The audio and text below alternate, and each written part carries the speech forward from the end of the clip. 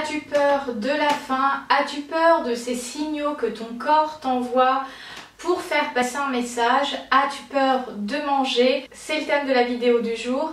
Bonjour à toutes et à tous, ici Sarah Zerbib, psychologue et plaisirologue, dealeuse de bien-être. Je suis ravie de te retrouver pour une nouvelle vidéo où on va parler alimentation et corps. Pourquoi cette vidéo? Tout simplement parce que je me suis rendu compte chez mes clientes qu'il y avait cette peur d'avoir faim, et c'est moi-même une peur que j'ai connue. D'où ça vient? D'où ça vient cette peur d'avoir faim? Parce que concrètement, avoir faim, ce sont des informations que ton corps envoie au cerveau pour tout simplement te dire il est temps de manger, de refaire un peu de carburant. Moi je dis faire de l'essence, mais pour d'autres c'est un peu une blague cette expression, on peut mettre de l'essence. Moi je la fabrique en fait. Donc d'où est-ce que ça vient cette peur d'avoir faim? Alors en fonction de chacun, chacune, on a une histoire, un rapport à la nourriture, et c'est généralement lié à notre apparence, à notre morphologie. Déjà quand on est en surpoids ou en obésité, le fait d'avoir faim, c'est comme si ce n'était pas accepté, comme si parce qu'on est gros ou grosse, tu n'as pas le droit d'avoir faim parce que tu as des réserves. Pourquoi tu viens manifester de la faim? Tu as des réserves, donc viens pas nous enquiquiner entre guillemets. Et donc il y a comme une illégitimité à avoir faim. Et voilà, il y a des personnes qui ne sont ni en surpoids ni obèses, mais qui ont quand même cette peur d'avoir faim. Alors ça peut être lié à un certain rythme de vie, et donc ça va être source d'angoisse de « et si j'ai faim dans ces moments-là ?» Cette peur de pas être disponible au moment où je vais ressentir les signaux de la faim et du coup se sentir mal. Alors en plus, la manière dont un corps réagit en fonction des signaux de la faim, c'est assez diversifié. Ça peut être tout simplement un inconfort physique, donc le ventre qui gargouille. Pour d'autres, ça va être associé à des troubles de la concentration. Moi par exemple, je sais que quand je commence à avoir vraiment faim, je m'énerve. Je vais avoir beaucoup moins de patience. Il y a même des gens qui pourraient faire un malaise parce que ils ont trop faim. La faim va vraiment déstabiliser leur organisme. La faim, c'est une information sur ton corps par rapport à ses besoins, et c'est pour que tu aies une action, pour que tu agisses dessus. C'est comme quand tu peux avoir une émotion, de la joie, de la peur, de la tristesse, etc. C'est une information, et après c'est qu'est-ce qu'on en fait avec. Donc effectivement, les organismes ne réagissent pas de la même manière face à la faim, et nos réponses, du coup, on va dire conscientes, vont être diverses et variées. Il y a des personnes qui, par exemple, si elles savent qu'elles vont faire un malaise dans les moments où elles vont avoir faim, certaines vont devoir anticiper et avoir tout le temps quelque chose sur elles pour une collation, ou en tout cas maintenir leur glycémie. Pour d'autres, ça va être un autre type de comportement. Ça va être par exemple, je vais manger plus et donc dépasser ma sensation de satiété, c'est-à-dire de ne plus avoir faim par peur d'avoir faim trop vite. Et du coup, là, la réponse va être, entre guillemets, inadaptée. Alors je dis ça avec beaucoup de douceur, mais en tout cas, c'est je vais manger plus que ce que mon organisme a besoin parce que je veux faire taire mon corps. Donc c'est la question à se poser. Pourquoi je veux faire taire mon corps? Pourquoi je ne veux pas lui laisser de la place et me mettre aussi à son écoute, à sa disposition de ok, moi je fais ma vie, toi tu m'envoies des infos et on communique ensemble, on est amis et on avance vers la même direction. Le corps finalement c'est cette enveloppe qui nous permet d'exister. Si on n'avait pas de corps, on serait des petits esprits flottants. Le corps c'est ce qui nous ancre, et ce corps, il a un rythme, il a des fonctions, il a des systèmes qui existent depuis quelques années maintenant, qui fonctionnent plutôt pas mal je pense.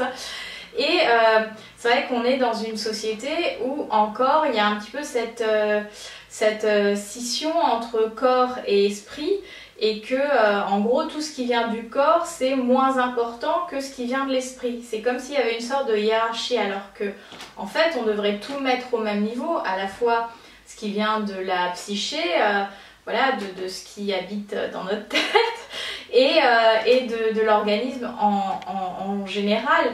Et il faut savoir qu'il y a des neurones, pas juste dans notre cerveau, il y en a dans différents endroits de notre organisme. Et d'ailleurs, maintenant il y a les scientifiques qui disent que le premier cerveau c'est le ventre. Donc finalement c'est comment aussi on est à l'écoute de tous ces systèmes, de tous ces organes, de toutes ces fonctionnalités. Et du coup c'est faire un cheminement inverse. Parce que finalement la peur d'avoir faim, là je suis en train de réfléchir et je me dis mais quand on était petit et que parfois tu t'ennuyais ou que tu avais une émotion et parfois la réponse éducative, les parents font des erreurs, il n'y a pas de problème, on ne demande pas la perfection, mais c'est vrai que souvent on va répondre par un aliment et du coup l'aliment va prendre une autre teinte que sa fonction de je nourris l'organisme et j'ai envie de rajouter je le nourris avec plaisir. Ça va être du coup une réponse entre guillemets à côté parce que c'est comme si un jour tu as besoin d'un stylo pour écrire et qu'on te donne une machine à laver et t'as pas besoin de la machine à laver, t'as besoin du stylo. Donc avec l'alimentation c'est pareil, la faim c'est pareil, la faim finalement c'est une information qui t'arrive. Et après, c'est justement comment j'y réponds. Et voilà, c'est aussi d'être à l'écoute, quel est le type de ma faim. Parce que il y a la faim, on va dire, physiologique, quand tu as une baisse d'énergie et que ton corps demande tout simplement de l'énergie. Et puis, il y a des faims qui vont être des faims hédoniques. C'est plutôt l'envie liée à quelque chose auquel j'ai pensé ou à la vision de, je sais pas, une pub de glace. Et donc là, ça peut déclencher une faim hédonique. Ce n'est pas une faim biologique.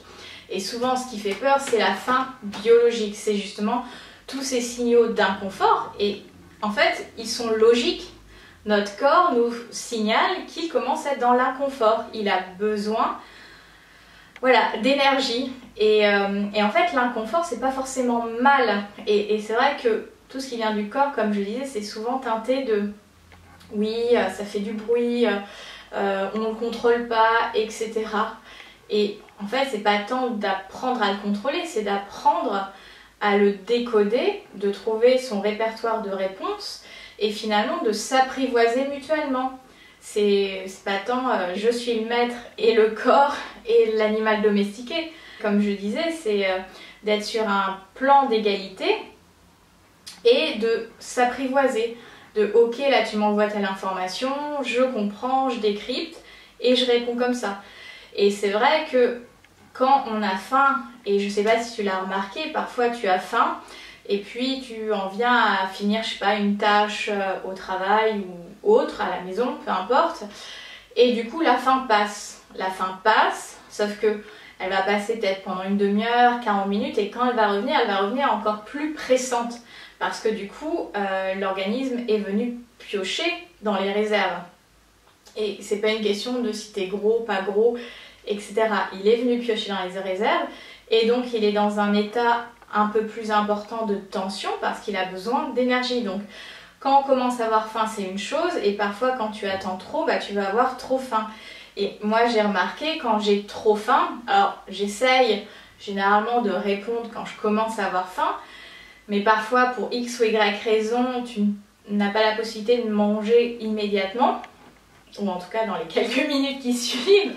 Et du coup, moi ce que j'ai remarqué, c'est quand j'attends trop et que j'ai trop faim, la manière dont je vais m'alimenter va être impactée. Je vais avoir tendance à manger plus vite, donc à manger peut-être plus en quantité, et donc potentiellement à avoir mal au ventre. Parce que bah, du coup, quand tu manges plus vite, tu as tendance à moins mastiquer, et quand tu mastiques moins, bah, ça va être ton estomac qui va devoir plus se contracter pour faire le job, alors que c'est censé être ta mâchoire, tes dents, qui bah, voilà, détruit les aliments en petits morceaux.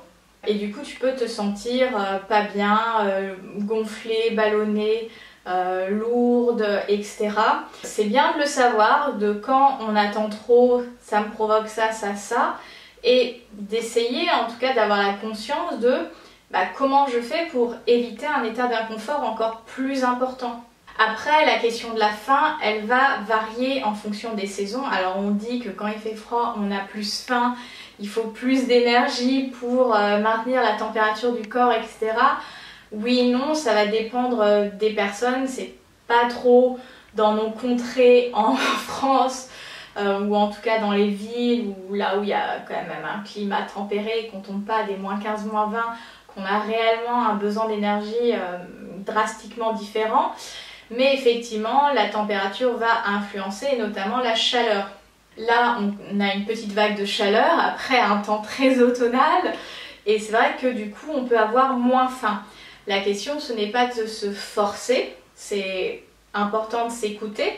Après, c'est comment je réponds à cette faim qui est peut-être moindre du coup par rapport à la chaleur, pour quand même apporter tout ce qui est nécessaire à mon corps de fonctionner. Parce que ça, ce sera le thème de la prochaine vidéo la semaine prochaine. J'avais dit que je ferai une vidéo sur l'alimentation en été. Donc là, j'introduis un peu, donc si ça t'intéresse, tu pourras revenir la semaine prochaine pour la suite. Donc effectivement, c'est comment adapter par rapport à la faim que je vais ressentir. Par rapport à la faim aussi, il y a, je ne sais pas si tu l'as remarqué, je le glisse là en fin de vidéo, c'est que parfois tu peux avoir faim et comme si ton corps appelait une catégorie d'aliments bien spécifique. Et généralement, ton corps va appeler parfois certains ou certaines catégories d'aliments spécifiques parce que dans ces aliments, il y a, je sais pas, une vitamine, un minéraux, un nutriment dont il a besoin. Et moi, ça m'est arrivé d'avoir, alors je mange pas du tout de yaourt d'origine animale, je bois pas de lait de vache ou d'autres ruminants, etc. La seule chose que je vais manger d'origine animale, ça va être du fromage. Et encore, j'en mange pas tous les jours et pas des quantités astronomiques. Et je me souviens cette fois où j'avais eu voilà, une pulsion presque d'envie de fromage. Enfin, c'était pas juste une envie, c'était vraiment faim de fromage. Et je me suis dit, bon bah ok, je reçois l'information et je vais répondre. Donc finalement, ça a été un repas que j'ai organisé autour du fromage et tout s'est très bien passé. Mais voilà, il y a aussi le corps qui peut t'envoyer des signaux de faim associés à une certaine catégorie alimentaire. Et c'est assez intéressant de te faire ton petit, comme j'appelle, ton petit dictionnaire corporel pour justement consigner toutes les réponses, tous les repères par rapport à ton corps. Mais il y a des fois, tu peux être surpris par les messages et les informations de ton corps. Je me souviens une fois, il n'y a pas si longtemps que ça, c'était il y a peut-être 3 semaines, j'avais mangé à peu près dans mes heures habituelles puisque j'ai à peu près faim globalement à peu près aux mêmes heures. Et je mange, etc. J'avais mangé quelque chose de relativement entre guillemets équilibré, etc. Et j'ai commencé à avoir faim genre 1h30 après. Je me suis dit mais c'est pas normal, alors que c'est pas la question de savoir si c'est normal ou pas, c'est la question de qu'est-ce que ton corps exprime. Et c'est vrai que dans notre société, en plus en France, il y a toute une culture autour du repas, de petit déjeuner, déjeuner, dîner à des heures relativement fixes, etc. Comparé à d'autres pays où on va petit déjeuner plus tôt, on va déjeuner plus tôt, enfin voilà, chaque culture, chaque pays a un petit peu ses repères. Et en fait, quand on sort de ces repères sociaux, on a l'impression de ne pas être, comme je le disais tout à l'heure, légitime, ou alors de ne pas être dans le cadre, comme quoi c'est pas normal. Mais en fait, c'est pas parce qu'une norme est établie dans la société que c'est la norme de ton corps. Alors parfois on peut être dans la symbiose entre les deux et parfois on peut avoir des besoins différents. Et l'important c'est quand même d'être à l'écoute de ton corps et de ses besoins. Donc comment faire finalement pour ne plus avoir peur de la faim? C'est s'autoriser à faire des essais. Voilà pour aujourd'hui au niveau de la faim. Alors si c'est quelque chose que tu connais ou que tu as connu d'avoir peur de la faim, je serais hyper intéressée que tu partages en commentaire ton ou tes expériences parce que je pense que ça peut être utile à tout le monde.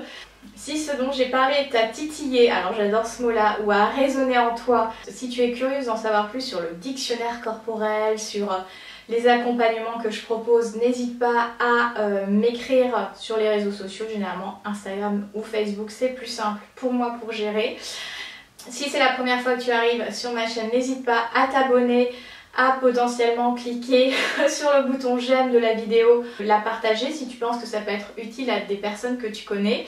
Dans la box de description, donc, il y aura tous les liens vers les plateformes où tu peux me retrouver, que ce soit donc les réseaux sociaux, mon site qui qui est en pleine transformation, donc si potentiellement il n'est pas accessible, c'est normal. C'est en réflexion. Le podcast et aussi un petit Google Drive si tu souhaites être ajouté à la newsletter âme fauve. D'ici là, je te souhaite une très belle semaine. Si tu es en vacances, profites-en bien. Prends soin de toi, à très bientôt. Bye!